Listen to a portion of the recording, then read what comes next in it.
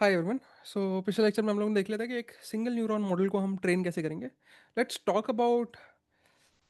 सो ये सारी चीज़ें हम लोग ने देखी थी। ये सिंगल न्यूरॉन मॉडल को हम ट्रेन कैसे करेंगे, फॉरवर्ड पास कैसे करेंगे एंड बैकवर्ड पास कैसे करेंगे। Now let's talk about multi layer neuron को हम डील कैसे करेंगे, right. So multi layer neural network भी बोलते हैं, मल्टी लेयर परसेप्ट्रॉन, क्योंकि हम लोगों ने पहले सिंगल न्यूरॉन परसेप्ट्रॉन देखा था। ठीक है। सो मल्टी लेयर परसेप्ट्रॉन देख लेते हैं। ठीक है। सो लेट्स से जैसे मेरे पास पहले भी चार इनपुट्स हम लोगों ने ले रखे थे, तो अभी भी लेट्स टेक 4 इनपुट्स। ओ नहीं, पहले हम लोगों ने डी इनपुट्स लिए थे, राइट। या अभी सिंस चीज़ें will be complicated, let's stick on only 4 inputs. ठीक है। सो लेट्स से मेरे पास चार इनपुट है। सो किसी भी डेटा पॉइंट का फर्स्ट डायमेंशन इस नोड से इनपुट होगा, second, third and fourth, right. Now मेरे पास इस मल्टी लेयर न्यूरल नेटवर्क में मेरे पास तीन लेयर्स हैं। ठीक है। Layer one, layer two and layer three. ठीक है। सो मैं इसको बोलता हूँ layer one, this is hidden layer one, this is hidden layer two, this is hidden layer three. ये वाले लेयर को मैं बोलता हूँ इनपुट लेयर। और जो फाइनल न्यूरॉन होगा जहाँ से मेरे को आउटपुट मिलेगा, that is my output layer. ठीक है। नाउ बात कर लेते हैं नेमिंग कन्वेंशन की। ठीक है। सो हिडन लेयर वन में जो पहला पहला न्यूरॉन होगा वो होगा, लेट्स से F11 का मतलब है ये फर्स्ट हिडन लेयर का पहला न्यूरॉन है। ठीक है। F12 का मतलब है ये फर्स्ट हिडन लेयर का सेकंड न्यूरॉन है। एंड F13 मतलब ये फर्स्ट हिडन लेयर का थर्ड न्यूरॉन है। सिमिलरली 2-1 मतलब second hidden layer first neuron, second hidden layer second neuron and second hidden layer third neuron. ठीक है। अच्छा, यहाँ पे भी सेम चीज़ है। यहाँ पे G होगा और F भी होगा, G होगा एंड F भी होगा, G होगा F भी होगा। ठीक है। बट अगर G नहीं लिखा है इसका मतलब समझ जाना G इनहेरेंटली इसमें छुपा दिया गया है एंड F ही लिखा गया है, which is nothing but activation function. ठीक है। Okay cool. ठीक है। सिमिलरली थर्ड लेयर में बस सिर्फ दो ही न्यूरॉन है, third layer first neuron, third layer second neuron, then fourth layer first neuron is my output layer. ठीक है। ओके। नाउ अब विद इन 2 लेयर्स, ठीक है, हर एक नोड कह लो, न्यूरॉन कह लो, ठीक है, नेक्स्ट लेयर के सारे न्यूरॉन से अटैच्ड होगा। ठीक है। सो ये XI1 जो भी होगा, XI1 वाला जो भी ये इनपुट न्यूरॉन होगा, ठीक है, इनपुट न्यूरॉन। ठीक है। ये F11 से भी अटैच होगा, F12 से भी अटैच होगा, F13 से भी अटैच होगा। सिमिलरली ये भी तीनों से अटैच होगा। ठीक है। सिमिलरली ये भी एंड सिमिलरली ये भी। ठीक है। नाउ F11 जो कि है first hidden layer and second hidden layer. So first hidden layer वाले सारे न्यूरॉन्स और सेकंड हिडन लेयर वाले सारे न्यूरॉन्स भी आपस में फुली कनेक्टेड होंगे। ठीक है। इसको फुल्ली कनेक्टेड न्यूरल नेटवर्क भी बोलते हैं। बहुत जगह देखोगे आप FCNN, FCNN। ठीक है। Fully connected neural network. ठीक है। सो F11 F21 से भी कनेक्ट होगा, F22 से भी कनेक्ट होगा, F23 से भी कनेक्ट होगा।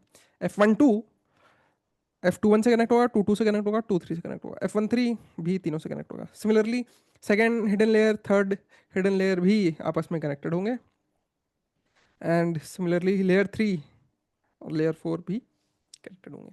डन है। ठीक है। तो आप कोई भी कनेक्शन छोड़ेंगे नहीं। ठीक है। अब वेट्स। ठीक है। सो नोटेशन के लिए लेट्स से ये वाला वेट को हम बोलेंगे। ठीक है। ये वाला वेट को हम बोलेंगे। अच्छा, ये मेरे first neuron of first layer. ठीक है। अच्छा, अगर मैं लेयर की मैं काउंट करूं, सो लेट्स से यहां तक मेरा लेयर वन था, यहाँ तक मेरा लेयर टू है, यहाँ तक मेरा लेयर थ्री है एंड यहाँ तक मेरा लेयर फोर है। ठीक है। So all the weights which are in between this is layer one का वेट। ठीक है। Weights in between this is layer two का weight, weight in between this is layer three का वेट, सो ऑन। ठीक है।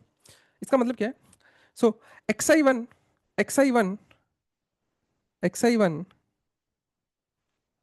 xi1 और xi1 और f11 में जो कनेक्शन होगा, ठीक है, उसका वेट लेट से W11 W11 W11 मतलब पिछले लेयर। सो ये वन स्टैंड करता है कि पिछले लेयर का कौन सा वाला न्यूरॉन से मैं कनेक्ट हो रहा हूं, तो पिछले लेयर का फर्स्ट न्यूरॉन। एंड ये वाला वन स्टैंड करता है आगे वाले नेक्स्ट वाले लेयर का कौन सा न्यूरॉन, तो मतलब आगे वाले लेयर का भी फर्स्ट न्यूरॉन है। तो वेट 11। और ये जो सबस्क्रिप्ट है 1, this stands for layer number. So this is layer number 1। ठीक है, सिमिलरली ये वाला जो वेट है ये किससे करस्पॉन्डिंग है? पिछले लेयर का जो पहला न्यूरॉन है, ठीक है, उसको और सेकंड लेयर का जो दूसरा न्यूरॉन है उसको कनेक्ट करने वाला ये वेट है। And this is for layer number 1। Similarly सारे नेमिंग कन्वेंशन इसी तरीके से। 4 3 का मतलब fourth neuron in input layer is connected with third neuron in next layer. And ये सबस्क्रिप्ट 1 मतलब ये फर्स्ट लेयर। ठीक है, सिमिलरली यहाँ पे भी देख लेते हैं, जैसे कि ये देख लेते हैं। सो लेट्स से कि ये W213 का मतलब क्या है? ये थर्ड लेयर का वेट है। ठीक है, थर्ड लेयर का वेट है, प्रीवियस लेयर में सेकेंड न्यूरॉन और नेक्स्ट लेयर में फर्स्ट न्यूरॉन से कनेक्टेड है। ठीक है, सो इसी तरीके से हम सारे वेट्स को नेम करेंगे। ठीक है, अब हमने ऐसा क्यों किया कि भाई सारे न्यूरॉन्स, पिछले लेयर के सारे न्यूरॉन्स को अगले लेयर के सारे न्यूरॉन से कनेक्ट किया है। ठीक है, कुछ भी मिस नहीं किया। क्यों? अगर कुछ मिस करना होगा, राइट, तो at the end of learning, at the end of training, वो पर्टिकुलर वेट जीरो हो जाएगा या 0.00001 हो जाएगा। ठीक है, तो हमें कुछ नहीं करना, वो पूरा एल्गोरिदम अपने हिसाब से सेटल करेगा वेट्स को।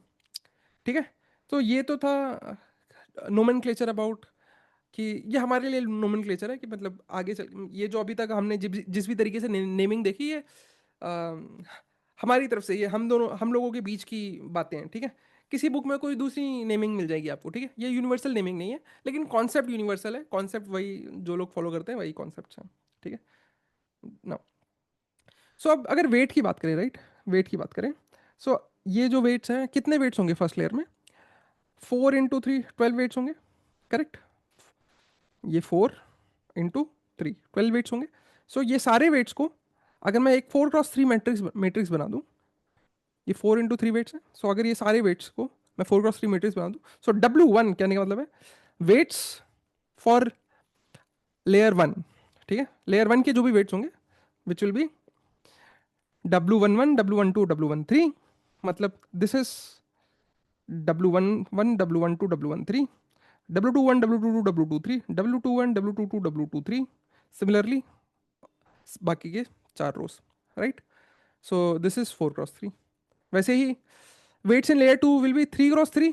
ठीक है, 3 × 3। Weights in layer 3 will be 3 × 2, and weight in layer 4 will be 2 × 1। सही बात है? ठीक है, so entire deep learning LLMs में भी these complex architectures are nothing but beautifully designed connected neurons।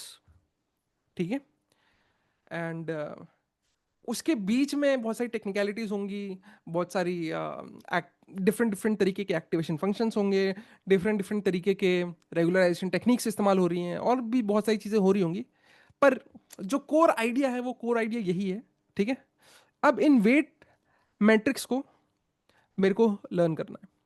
ठीक है, इन वेट मेट्रिसेस को मेरे को लर्न करना है। जब ये वेट मेट्रिसेस लर्न हो गई, तो given test data point, forward pass लगाओ, you will get your prediction, correct? Now, so why we should care about multi-layer perceptron या fully connected neural network? It is a biological inspirations. ठीक है, mathematically we can learn complex functions as we can add more neurons, more layers to solve uh, much more complex ML problems। ठीक है, ये वाली statement को हम और अच्छी तरीके से अगली वीडियो में देखेंगे कि what do we mean by complex function and how एक न्यूरल नेटवर्क कॉम्प्लेक्स फंक्शन को अप्रॉक्सीमेट करने की कोशिश करता है। ये सब हम नेक्स्ट लेक्चर में देखेंगे। MLP is an alternate way to look at composite functions such as f of g of x or g of f of x। ये चीज़ हमने सिंगल न्यूरॉन के केस में भी देख लिया था, ठीक है, जहाँ पे कि हम बोल रहे थे ना y hat is nothing but f of g of x w, right. ये चीज़ हम लोग ने लास्ट लेक्चर में भी देखी थी, ठीक है। all neurons at any layer is connected to all neurons of next layer। any layer मतलब any kth layer, kth layer वाला neuron will be connected to all neuron of k plus 1 layer। as neural networks are very powerful, um, overfitting is बहुत ही common है, मतलब it is observe कि भाई it can be neural networks can be overfitted very often, ठीक है। सो overfitting को हटाने के जरिए रेगुलराइजेशन टेक्निक्स, ठीक है। सो रेगुलराइजेशन टेक्निक भी हम आने वाले लेक्चर्स में देख लेंगे, ठीक है।